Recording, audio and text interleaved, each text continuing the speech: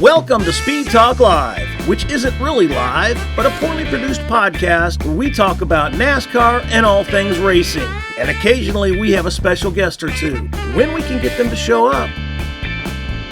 Sit down, strap in, pull those belts tight. Speed Talk Live is on the air. Pace car is in. Green flag, green flag, green flag.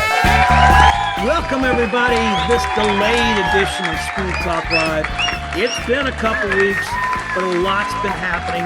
We're going to go over that. The NASCAR, since the last time we talked, the NASCAR schedules came out. We've been to Daytona. We had a sad week in between. We went to Darlington and obviously Atlanta. The playoffs are going. Watkins Glen. We got a lot to get to. Thanks for joining us. My name is Greg Engel, editor-in-chief, cupscene.com, among other things. And as always, we've got the hostess with the mostest, the host with the most. I shouldn't say hostess. You're not a hostess. Owen Johnson, the associate editor, cupscene.com. What's up, pal? Hey, Greg. Doing great. How are you? Good. We've got a surprise to tell everybody because for the first time in the history of us working together, we were at a track together, which was a lot of fun. And we're going to get to that in a second. But the week leading up to Daytona, the NASCAR schedule finally came out.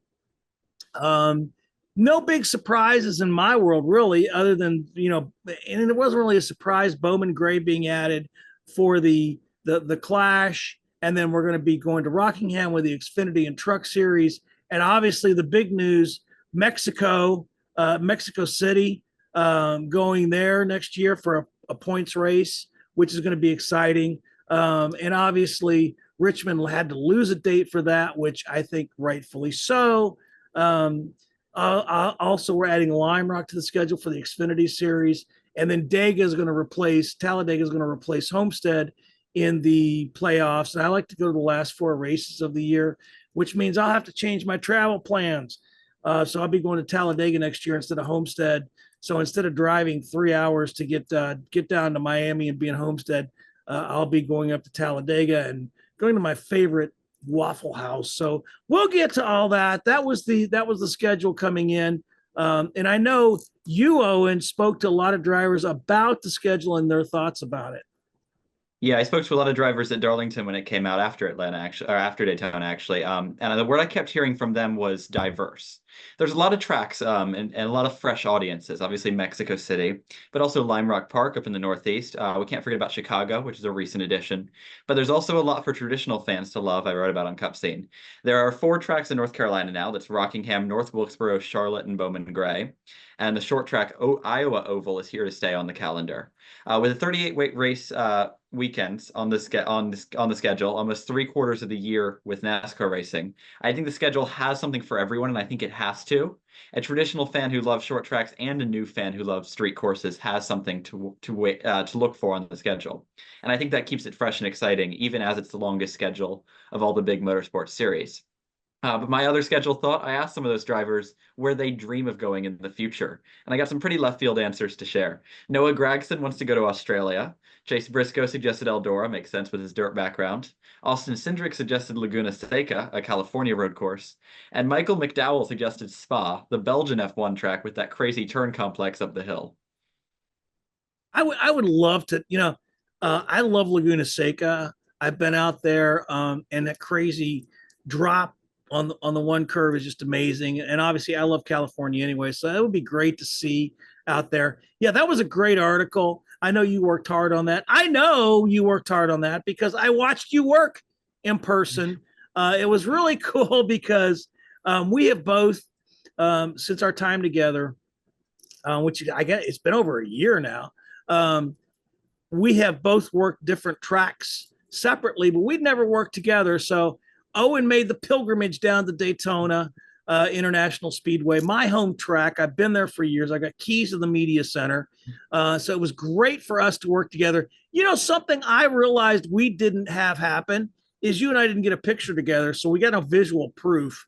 But you know what, pal? You and I, we know we worked together. We got a lot done at Daytona.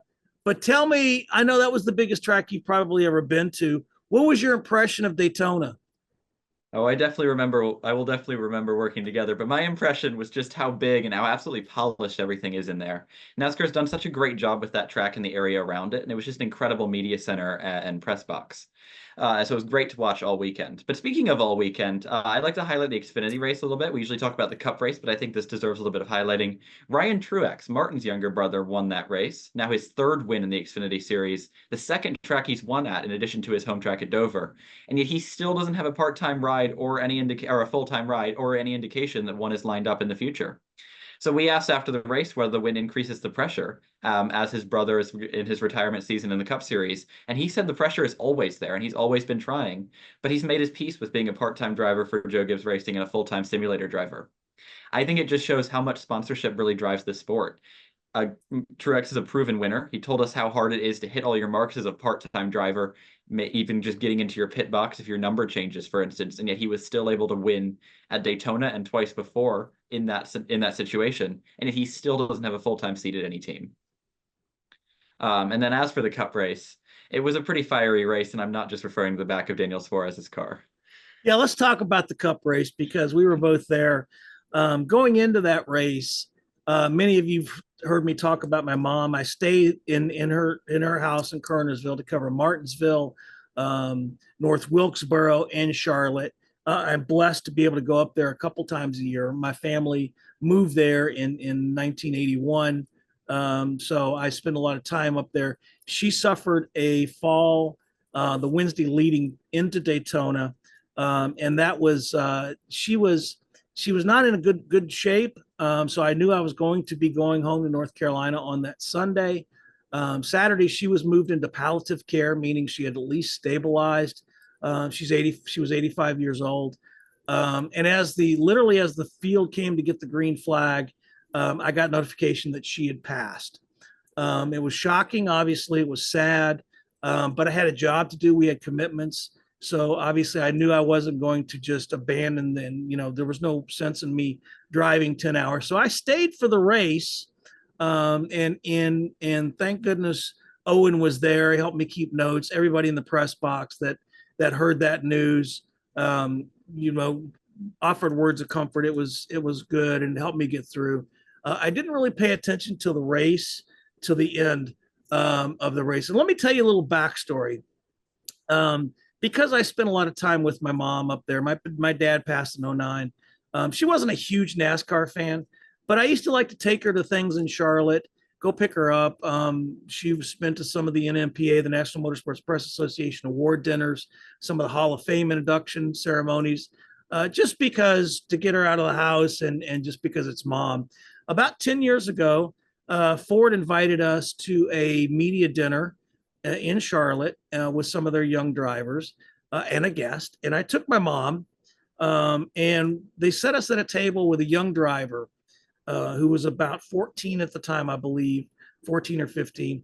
And they made the mistake of setting him beside my mom. Now, anybody who knew my mom knew that she was everybody's friend. And if you were under the age of about 25, she treated you like another grandchild. Her and this young driver spent the entire evening talking to each other, laughing, having a good time. The rest of us couldn't get a word in edgewise, and that was okay. Nobody seemed to mind a bit. And then when they left, they hugged, and I knew my mom had adopted a new grandson. That young driver was Harrison Burton. So every time after that, I would see her, she would ask me how Harrison was doing and make sure I tell Harrison she said hi, which I always did because it was mom. And I dutifully sought Harrison out every week in the garage area, went and found him. Mom says hi. Well, tell Rose I said hey, hey back. And she followed his career. That Saturday night in Daytona, hours after I learned she had passed, on the last lap, when I started paying attention to the race again, Harrison came from, I think it was about fifth place, and charged to the front and won his first Cup Series race. I got pretty emotional, and I'm usually not an emotional guy. I'm also not a very spiritual guy. I don't go to church, and I don't necessarily believe in God and some supreme human, supreme being up there who controls our destiny. But the thought occurred to me and it was kind of interjected in my mind without thinking that my mom was probably trying out her newly acquired angel wings, and maybe somehow had a hand in Harrison winning that race.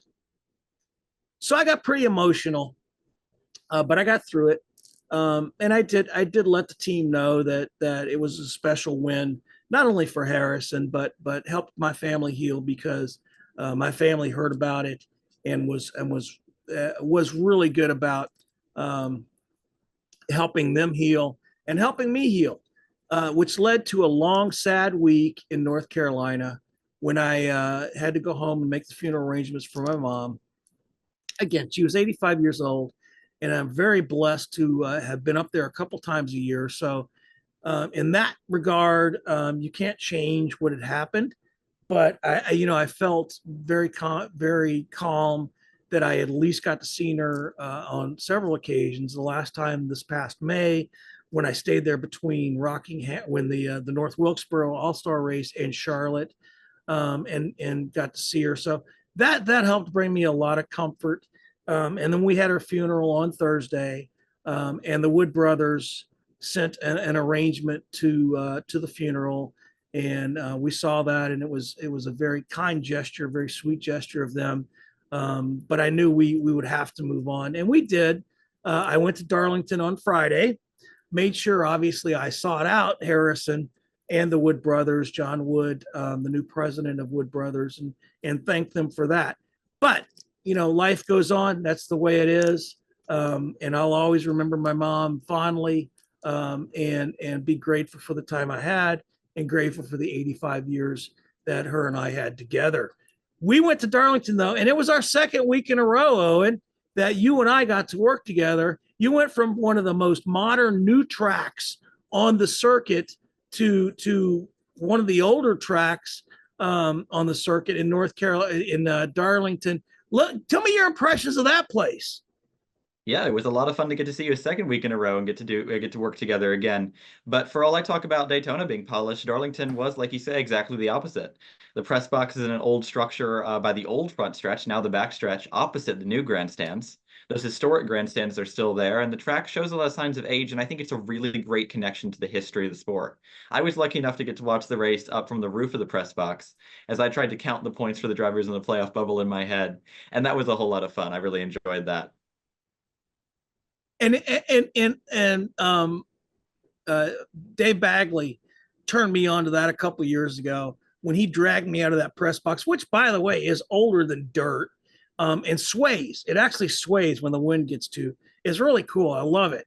But he had dragged me up there, and that is one of my favorite places to watch the start of a race or any part of the race, especially when the lights go down. It's almost magical. So I'm glad you got to experience that. And we got a lot of good content out that week. And I enjoyed it. Obviously, I enjoyed it that Chase Briscoe won. That was a wild race. Watching him hold off Kyle Busch at the end was nothing short of amazing. Obviously, the story carried over in 2020 when he won the Xfinity race, and he had such sad news. His wife had suffered a miscarriage a couple days before, but he came there. He won again. He had held off Busch in that Xfinity race. Very emotional. I consider Chase a friend, so I was really happy for him, and the fact that he won that race. The storyline could not, to me, had been better. I mean, that's what we cheer for. We don't cheer for the drivers. We cheer for the storyline. And to me, I can't think of a better storyline than seeing Chase Briscoe win that night, and get into the playoffs. But the playoffs were set at Darlington, and with Chase Briscoe, the last one getting in, along with Ty Gibbs. What were your thoughts, my friend, on the race itself? Well, absolutely. We talk about storylines, and I was following that entire race even as I watched that really interesting, really great racing at the end. I was following the points leaderboard, and with two spoiler winners in the last two races, Harrison Burton and Chase Briscoe, that meant only two drivers could qualify for the playoffs on points, and it ended up being Martin Truex, who we kind of knew he came in with a big margin, and Ty Gibbs, who got into his first playoffs. It means Chris Buescher missed out on the berth by just 6 points, or another way of looking at it, by just 0.001 seconds at Kansas if he'd gotten the win there, which is just a painfully small margin. So the playoff field was set. And I want to dive into that a little further, but we moved to Atlanta this past weekend. That the Atlanta race. Here's the thing: the Daytona race surprise winner, Chase Briscoe winning at Darlington surprise winner. There was nothing in those races that was boring or nothing but short of exciting. Then we come to Atlanta, and I knew they had a big shoes to fill because they had the closest margin, one of the closest margins in finish history in NASCAR history in the spring. Plus, we had these two amazing freaking races leading into it. So we come to Atlanta, and out of all the chaos, which was Kyle Larson wrecking early, and the other couple of other big crashes we had, Denny Hamlin struggles all weekend. It started in qualifying, and then over into the race, and they moved it to a quote unquote strategy. We're going to run in the back. Well, it's because they couldn't run any closer to the front. So it was really great. But if you look at the big picture, if you just look at the results, it was a Penske show. Ryan Blaney swept, won the first stage. Austin Cindric won the second stage. Logano won the race. So Penske swept the stages. It was an all Penske show. It was an overtime win, which was just, like I said, it was incredible. But now when you look at the big picture of the playoffs, the first race in the playoffs, what does this say about Team Penske moving forward into the playoffs? What are your thoughts on that, my friend? Well, it's Team Penske who's the only team that's ever won a championship with a next-gen car. So they're going to repeat that feat. And we know they certainly can work together on a super speedway. Ryan Blaney, Joey Logano, or even Austin Cindric, his only win coming on a super speedway. We know they're a super speedway strong team. But they're also one of the few teams to get all their cars in the playoffs. And if you count all the cars they prepare, they have a 4-car team in the playoffs with Harrison Burton. And Burton might have entered the playoffs the worst of any full-time points driver in the points. But he's not last in the playoff standings at Atlanta, just 16 points below the cut line, at a very attainable margin. So all the other Penske cars, obviously Joey Logano's locked in, but the other cars leave with very good margins to the cut line. Cindric with a 27-point margin and Blaney, I think, with 45 points. So a very good first race of the playoffs for Team Penske. Kind of what you expect in a super speedway, but you never know what you're going to get, and it certainly came out good for the team. I'm wondering, as we go forward in the playoffs, I don't fill out playoff. People play. Like with the Sweet 16 and basketball and all that. I don't fill out playoff grids, but I really think it's going to be it's either going to be a Hendrick or Penske driver at the end of this thing. I tend to lean towards Logano winning his third. Austin would be a great spoiler. Ryan Blaney could defend. I think any of those 3 drivers, if they make it that far, and obviously the Hendrick drivers. I think Kyle Larson can bounce back from his disappointment there. But you know what? William Byron too is on my radar. I think he could be, one of the guys that's in that final spot in Phoenix when all is said and done at the end of this. But do you think there's a spoiler among the field that you could see making it to the Final Four and ultimately winning the championship? Well, the only thing I want to say just to start with, to agree with you, is I think Joey Logano has a really good shot. We talk about getting the championship 4 and competing for the title. I think, if I'm not mistaken, every even year since he's joined Penske, he has made it to the championship round. So it's an even year for Logano. If history holds up, he should make it to the championship 4 and be in with a shot. So let's see if he can continue that really impressive streak. I don't think any other driver has a streak like that. As for drivers who I think can advance, I think someone I think really needs it is Martin Truex. He had a really bad playoffs last year. Won the regular season championship and the 15 playoff point bonus that came with it, and yet he was eliminated in the second round. This year he still hasn't gotten a win, so he got into the playoffs on points with a comfortable margin, but still. And did the first race, he was caught up in a wreck midway through at Atlanta. So not a good start for Truex. He's in a deficit again, something he's getting comfortable with in the playoffs these past 2 years. This is his last season. I can't imagine how special it would be for Truex to go out on a high with a strong run, maybe a championship in his last full-time year with Joe Gibbs Racing. But like you say, his teammate Denny Hamlin, he was also caught up in a wreck at Atlanta. He'd been running on the back all day after a faulty plug wire in his engine during qualifying. The team called it a strategy. Hamlin said he only really wanted 20 points in the first place from Atlanta. He was happy with it. And he was happy with his 24. He was fine with the 24th place result. I kind of get it for a super speedway. They are unpredictable races, and sometimes running in the back works. We know Hamlin's got 3 Daytona 500, so he certainly knows how to run on a super speedway. But I don't understand a playoff driver in the win favoring playoff format to come in with a 20-point goal and be happy to get just about that. And I talked to Austin Cindric. We'll have that clip here in a minute about points racing, and he's not in favor of it. And we'll learn why here in a second. But I think one of the great stories would be Martin Truex Jr. winning in his final year. I mean, that would be a mic drop moment, man. If he could overcome what happened in Atlanta, but I don't think he's shown the strength all year. But who knows? That would be fantastic to see. I think it'd be a great storyline. I think another storyline we're going to see this year out of the playoffs is Denny Hamlin coming up short. I really don't see him being able to win the championship this year again once more. Well, he started off the season so incredibly strong with three official wins, 4 wins if you count the Clash, and then it's all gone downhill from there. He had a really tough summer. The results have started to show again, obviously Atlanta being the exception, but they just have not been contending for wins, that 11 crew, for a while. Really different from what we were talking about at the start of the season, when every week it was, will Hamlin win or can someone defeat him? It's a big departure from that.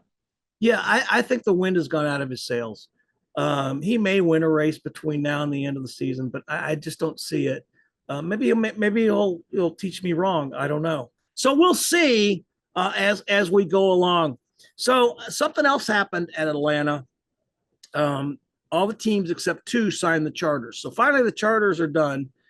Well, almost. 23XI Racing didn't sign, and neither did Front Row Motorsports. One thing that irritates me is when you see the reports about the charters in the mainstream. You don't see 23XI Racing. You see Michael Jordan's team. All right, because that's what people resonate with. That's the way the AP wrote it.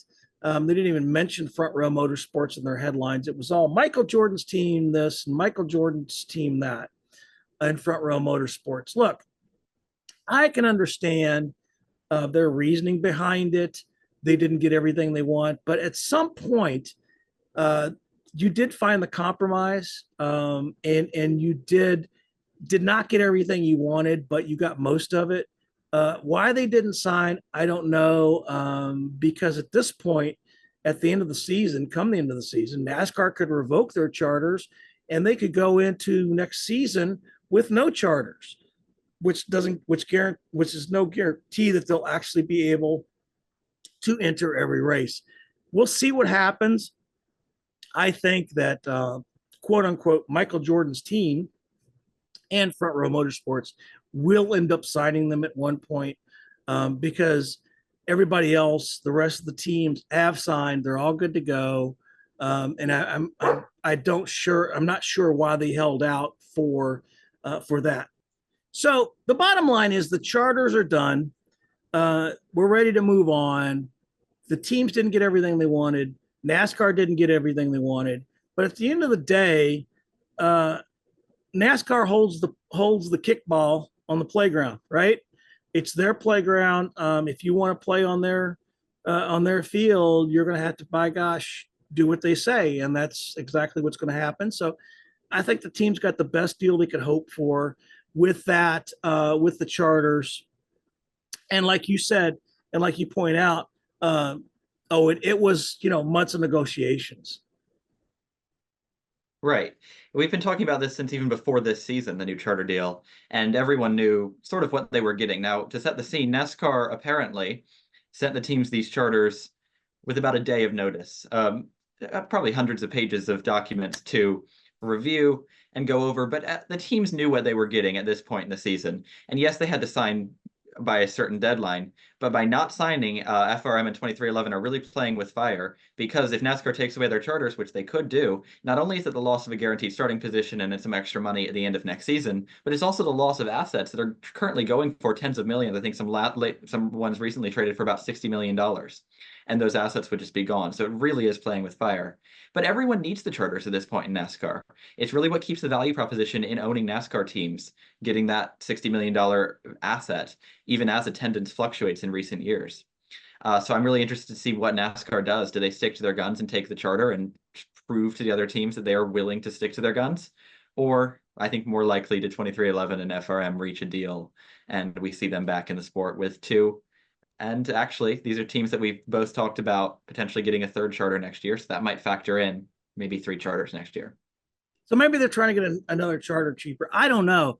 And to be fair, it was 105 pages, and I know I didn't have a chance to tell you this. I got some inside information. It was 105 pages, and basically what they got back on that Friday night in Atlanta with a 5-hour deadline or 6-hour deadline or whatever it was basically just some highlighted changes that NASCAR made to the final charters. So yeah, they pretty much knew it was coming down the pike. And I agree with you. I think 2311, I'm sorry, Michael Jordan's team and Front Row Motorsports are bluffing, and it may help them get another charter cheaper, less expensive. I don't know. We'll see. The bottom line is they're done. We can quit talking about that because now all the attention needs to be on the playoffs and the great racing we've had, because the last 3 races have been phenomenal. And now we go to Watkins Glen, the road course, for the first time in the playoffs. Before we just had the Roval in the playoffs. Now we've got Watkins Glen in the playoffs, and it's going to be fun to watch. I'm looking forward to it. And I talked to Austin Cindric, who is a great road course racer in his own right. I think he could be, given the Penske performance of late, he could be a definite contender. But I talked to him earlier today about a couple things, about the confidence of coming out of Atlanta with the performance that Penske put on, as well as whether he's going into Watkins Glen, and if he realizes he doesn't have a strong enough car, if he's just going to sit back a points race. Here's what he told me. The confidence you must have after coming out of Atlanta. I mean, Ryan won the first stage, you won the second, Joey wins the race. It was a Penske show, despite all the chaos around it. That must give you a lot of confidence moving ahead, not just to Watkins Glen, but through the rest of the playoffs. To see the confidence, to see the strength that you showed at Atlanta as a whole team, not just you. No, it's a great way to start, but it is just the start. So, and it's not a surprise, to be able to run well on tracks like that. I'm not trying to downplay the run, but I think we all expected to be able to go out there and qualify well and have a chance at a win with all of our cars, because that's what pretty much every speedway event has been this year for our company. So, like I said, not trying to downplay the performance. I mean, obviously the playoffs and everything around it, but it's important for us to capitalize on days like that. And I feel like we did a reasonable job at capitalizing on some of our strengths. And finally, going into Watkins Glen, yes, you want to win. That's your only reason for existence. But like you said, where you need to your guys are telling you where you need to finish. At what point during the weekend, because if you have a top 5 car, if you got a winning car, if you got, man, we're really struggling, it's going to be a 10th place car. When do you start knowing that you're going to have to start pivoting to points? Is it the final half of the race? Is it practice? When is that? Do you know what kind of hand you're going to be playing this weekend, so to speak? I don't feel like this weekend I really have points on my radar. I mean, other than, how they normally would be, as far as like, oh, what's the least I can do to move on to the next round. I don't feel like that's really ever how I think. So, otherwise it's very important to maximize every opportunity we have, whether if that's through points. And we don't know if we go in Bristol, you have mechanical failures, tire failures, all these other things. Like, you still want to be able to go out this weekend and give yourself as much of a cushion going into that final race, if not a win. So I don't think my mentality changes regardless of how Atlanta went. Thank you, my friend. Have fun this weekend. All right. So the road course. Who you got? Well, I'm looking at maybe a bit of a dark horse pick on a road course, but Alex Bowman, who I think I've actually picked on a road course before. He isn't someone you necessarily expect to win, but he has the fourth best average finish on road courses since 2021, and he is really a surprisingly fast driver. With the Pendrick car behind him, he also showed a lot of speed at Atlanta. He needs a good playoff run. There's been a lot of rumors. We talked about a lot the potential for him to lose his seat. Now those ended up being quite baseless rumors. Some people just ended up deciding that he was going to lose his seat. Hendrick denied it. He denied it. But those are obviously rumors hanging over his head. So I think there's a lot of motivation for Bowman to get the win, get his second of the season after Chicago. And he really has shown speed on road courses. So I think he can do it. Yeah, he did at Chicago.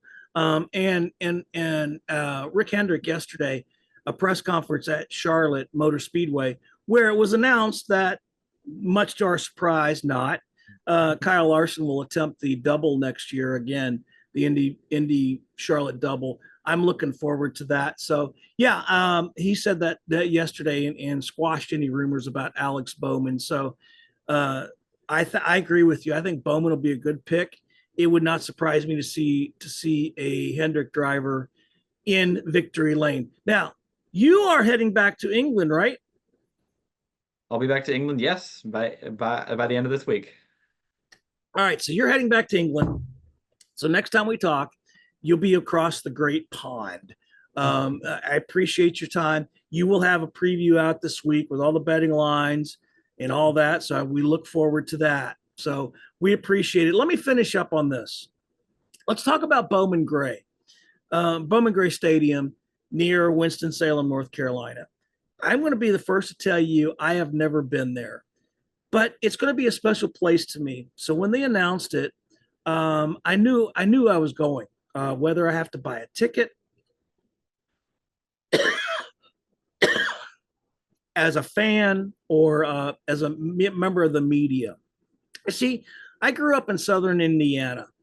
And growing up, my dad took us to the Jeffersonville Sportsdrome Speedway, which is a short track there in Southern Indiana.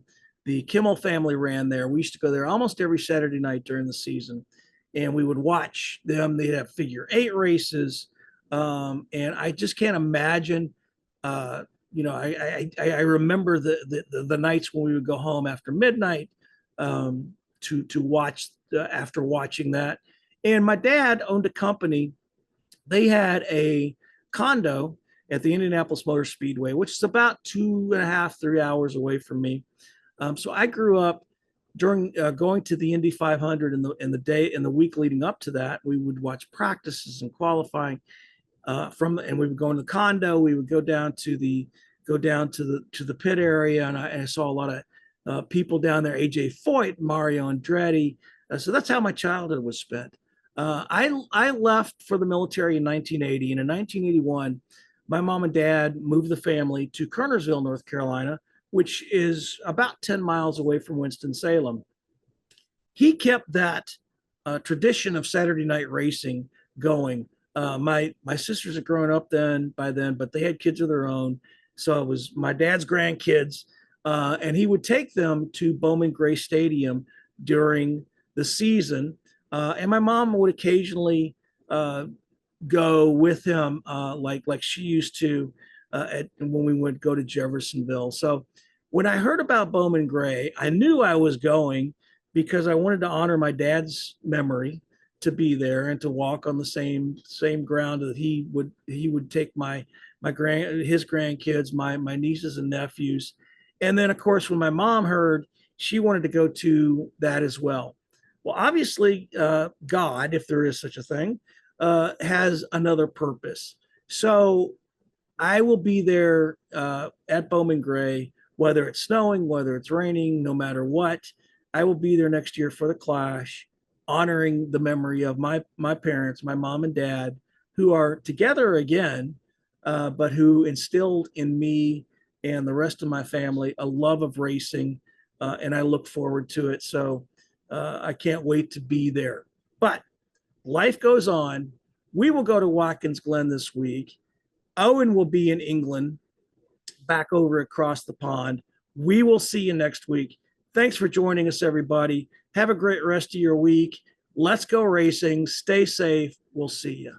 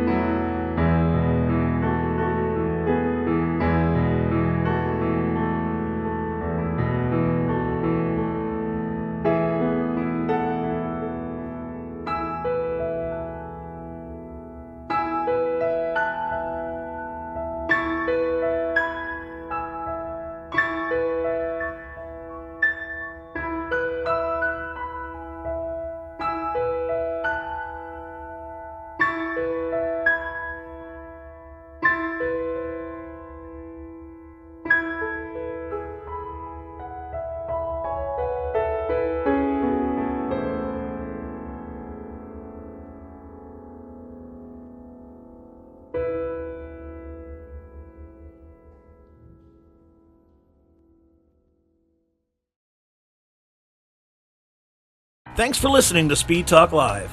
For questions or just to tell us how bad our production is or to leave other feedback, leave us a comment below.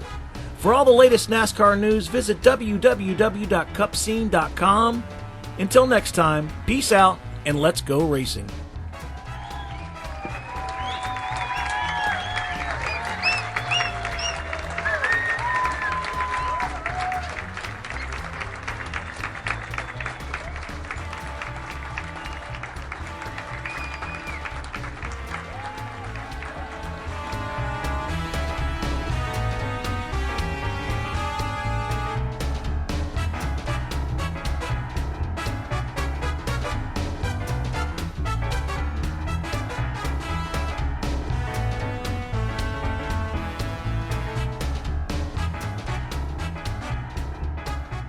All right, there's the checkered flag.